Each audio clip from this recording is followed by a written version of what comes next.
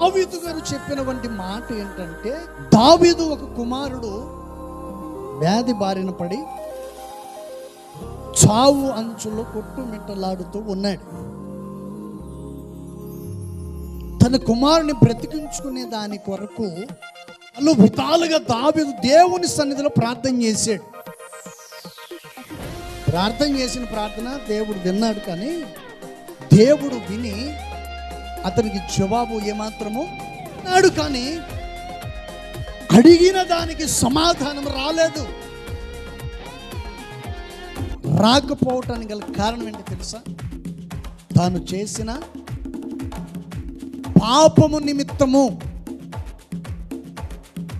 తన్ను తాను దేవుని సన్నిధిలో క్షమించమని అడగవలసినటువంటి వాడు, నన్ను క్షమించి నా కుమారుని బ్రతికించమని అడగవలసినటువంటి వాడు అడిగాడో లేదో తెలియదు, కానీ చివరికి ఆ కుమారుడు ఏమైపోయాడంట? అతను బ్రతికి ఉండటం దేవునికి ఇష్టమో లేదు. కుమారుడు చనిపోవటం దావీదుకు ఒక హెచ్చరిక లాంటిది. దావీదుకు ఒక హెచ్చరిక. నువ్వు వెళ్ళే మార్గంలో ఇంక మీదట నీ జీవితాన్ని నాశనం చేసుకోకుండా ఉండునట్లుగా ఇదిగో దీన్ని నేను